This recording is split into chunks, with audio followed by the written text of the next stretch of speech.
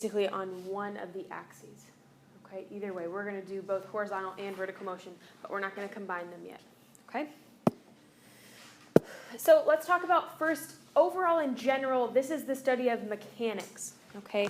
Mechanics in and of itself is the study of the motion of an object that relates to force and the energy. Okay, energy required.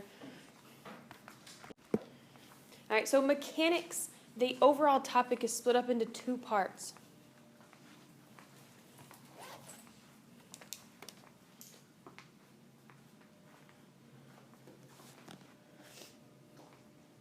The first part that it's split up to that we study first is called kinematics. And the second is called dynamics. Okay? Kinematics is what we will spend a majority of our time on.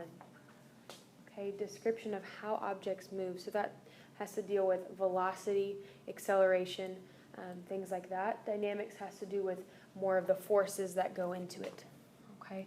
So kinematics is where we spend a majority of our time, but we will do quite a bit with forces and dynamics as well.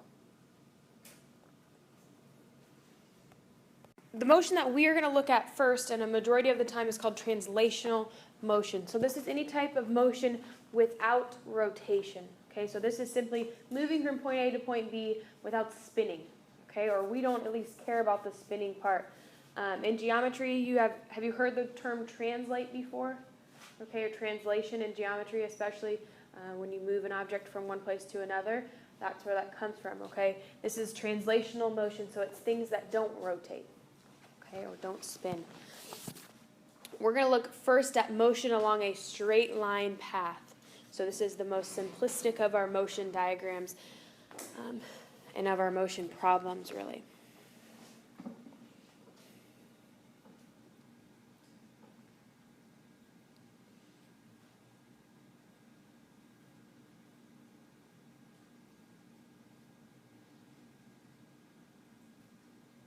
When we're looking at our motion problems, we have to think about the frame of reference by which that measurement has been taken. Okay, where is its starting point? Where is it going to? Where is it coming from? Those types of things we have to think about as a frame of reference. And we're going to look at a clip art kind of here pretty soon to see the difference in that frame of reference. Okay, to see what that means really in kind of a picture or a model that we can visualize a little bit better. Okay, almost all of our problems will just use the surface of the earth, okay, or use the earth as our frame of reference, right? The ground is down, opposite of the earth is up. That's what we like to use as our frame of reference, or we like to consider the earth or us on the earth as being still, okay? That's our frame of reference, is that we're on the surface of the earth, which means we are grounded and we're still as we can be.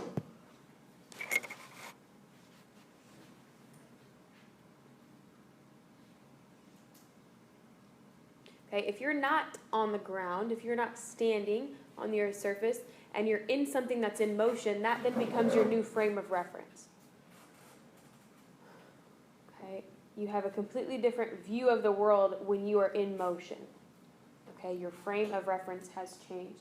So if you're traveling on a train, the speed of the train would become your new frame of reference. It feels like things are moving at a normal pace when you're on that train, right? Or things might seem to come faster or slower depending on your speed. Okay, so we have to think about that frame of reference as we look at these.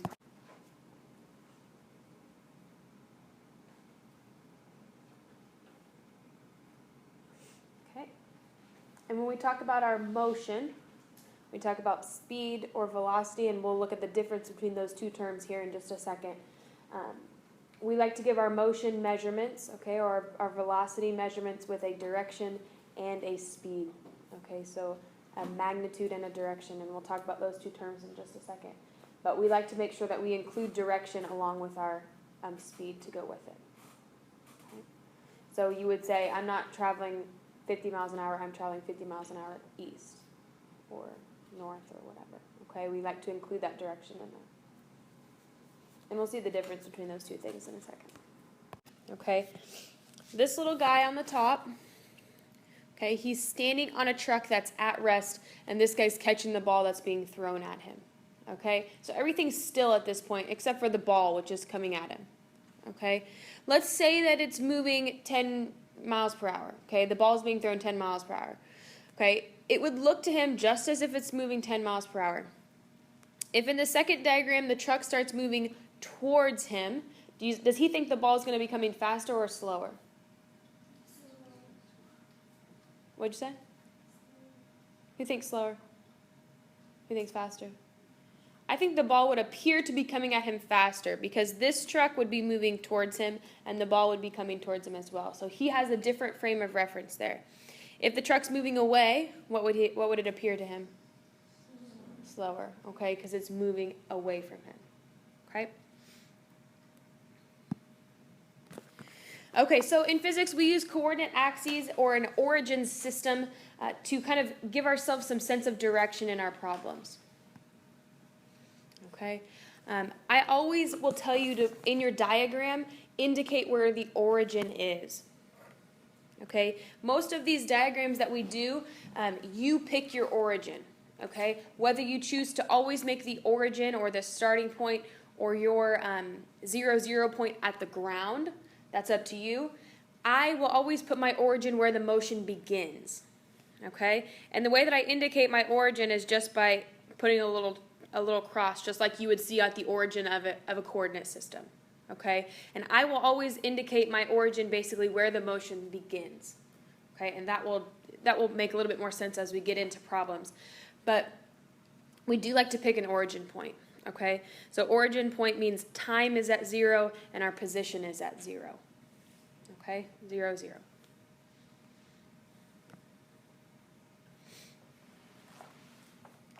Once we have our origin picked, okay, or regardless or not if we have our origin picked, we use cardinal directions to label those coordinate systems.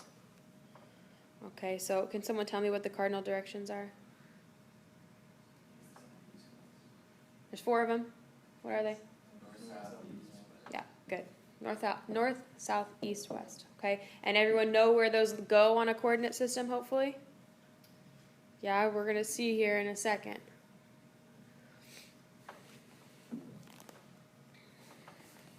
Sorry, did you get what you need? Okay, so here's our origin right here. There's our starting point. What is this cardinal direction?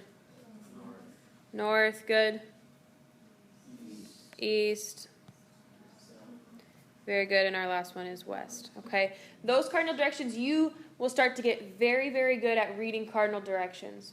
Okay, and if I go at an angle here and I want to know this little angle, can someone tell me what direction that would be?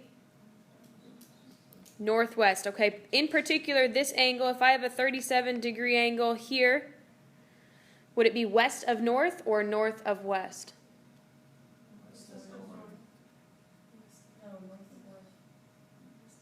How many of you think west of north? Raise your hand. How many of you think north of west? Okay, it's west of north. This little pocket right here that fits in, we went north and then we moved west. So it is west of that northern axis.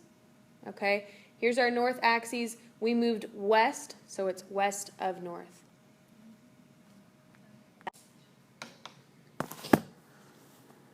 We're going to start with motion in one direction, which is going to be on the x-axis, or horizontal first. Okay, so what we're looking at here is the position of an object anytime during motion can be found on that point on the x-axis. So we're basically looking at things that travel horizontally in a straight line, or at least flat the whole time. Okay, they're not moving up or down.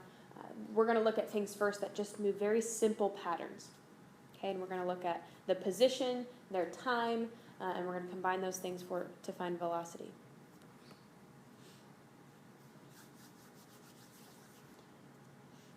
All right, our first big vocab word that we need to know here is displacement. Is that term familiar to you or not? A little bit. Okay. Displacement is change in position of an object. Okay. And I want you to make maybe another little note here for displacement.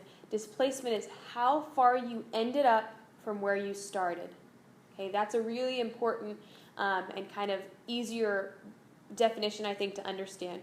But displacement is how far you are from where you started. And there's a very big difference between distance and displacement.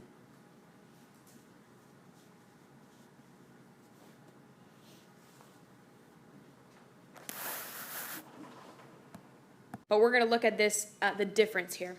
Okay, so Joe walked 40 meters east, turned around to walk 50 meters west. I'm going to go ahead and do this on the coordinate system. Okay, so her origin point starts right here. She walked 40 meters east, and we're going to just act like each of these is 10 meters. So 1, 2, 3, 4. She stopped right there. Then she walked 50 meters west. So 1, 2, 3, 4, 5. And this is where she ended up. Okay? So does that picture make sense? That diagram? Okay. Okay, what's the total distance that she traveled? 90 meters. She traveled 90 meters because she went 40 meters to the east and then 50 meters to the west. So the total amount of distance that she traveled, or the number of meters she covered, was 90 meters. Okay? What's the total displacement that she has? 10 meters west. We include a direction for displacement. Okay? Distance does not need a direction, but displacement must have both a magnitude and a direction. Okay?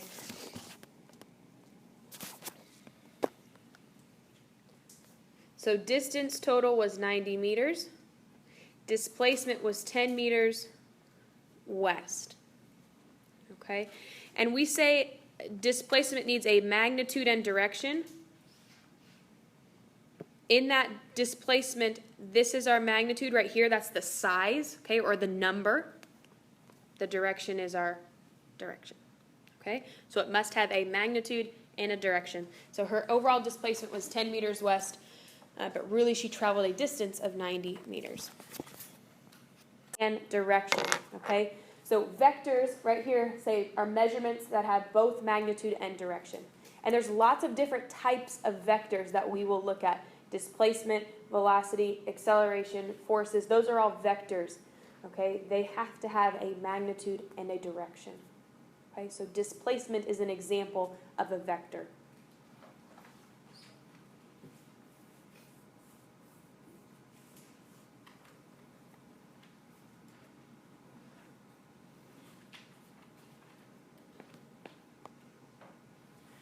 Okay, we represent a vector with an arrow, just like I did on my diagram. Okay, so vectors are represented with an arrow. Vectors can be both positive or negative. How do you think we represent a positive or a negative vector?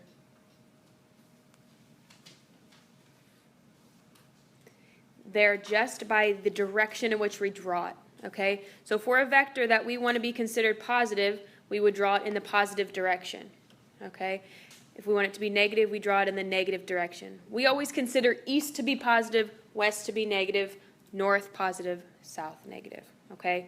Keep that coordinate system as simple as you can. Vectors need to always be drawn in the direction in which you want them to go. Okay? So the arrow, the tip, okay? This is called the tip of the arrow right here. This is called the tail. The tip of the arrow needs to go in the direction of the motion, okay, or the direction of that vector that you'd like, okay? Displacement in one direction can be displayed by a delta x. Okay, so if we're looking at displacement in the x direction, we consider it called delta x. Okay, what's delta mean? Very good, change in. Okay, so change in displacement is an x. And x just means that it's going in the x direction. It's horizontal motion.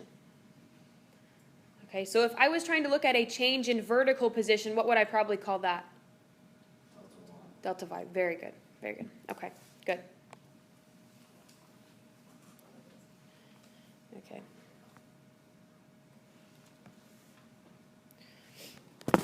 So let's look now at the difference between speed and velocity. Speed is how far an object travels in a given time frame.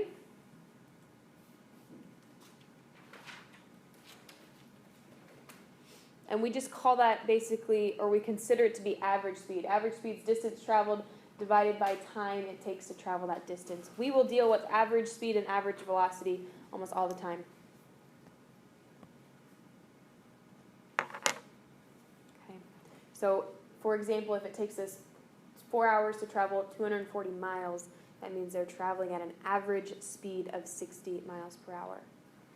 Okay, they might be going different speeds throughout that, traveling time or throughout that trip, but their average speed, whole distance over whole time, would be 60 miles per hour.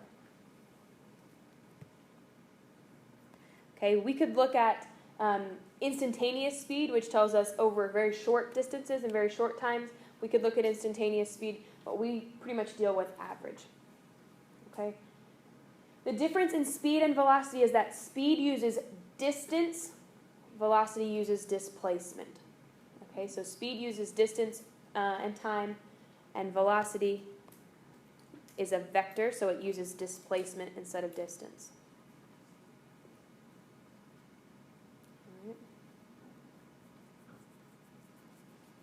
So velocity is also a vector, which means it must have what two things? Magnitude and duration. Good, very good. You just answered your own question, okay?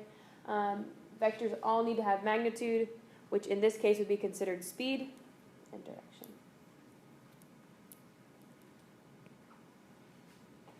Here's our equation for velocity, which, wow, is really small, okay? Velocity equals delta x, which we know is displacement over delta t.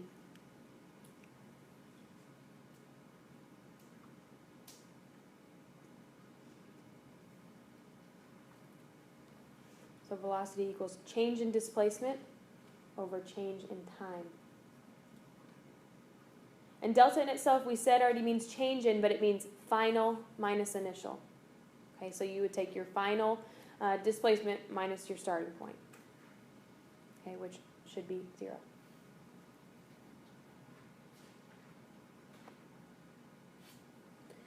Average velocity is your displacement divided by time it takes to travel. That's what we'll deal with. The equation doesn't change. Okay, velocity is still delta x over delta t. We will just always pretty much talk about average velocity. X-axis. Okay, so here that's not our origin. It's not starting at our origin. It's starting at 50 meters. They finish at a final position of 30.5 meters during a 3-second interval. What's the runner's average velocity?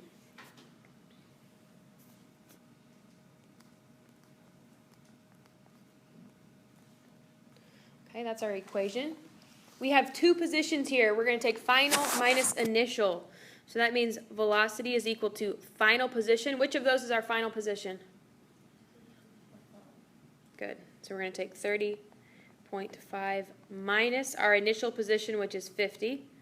Those are both meters. And I'm going to take it over 3 seconds.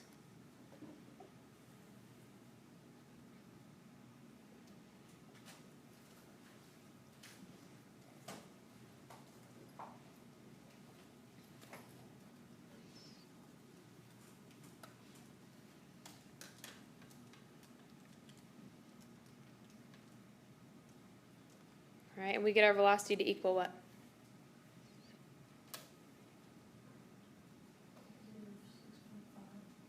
Negative 6.5. And our units for velocity are meters per second. Okay? Because our displacement is in meters, our time is in seconds, so that leaves us with meters over seconds. What's the negative here tell us? Yeah, Thomas, what do you think? Yeah, he's going west, or he's going in the negative direction, wherever we consider that to be, which is usually west, okay? Doesn't necessarily mean he's running backwards, but he's running facing the west direction. All right, very good. How far can a cyclist travel in a 2.5-hour trip along a straight road if her average speed is 18 kilometers per hour? Okay, why does it say average speed instead of average velocity? What are we missing here in order for it to be a velocity? Direction. It doesn't ever tell us that she's traveling 18 kilometers per hour east or north. Okay, so we're missing that direction, which makes it a speed.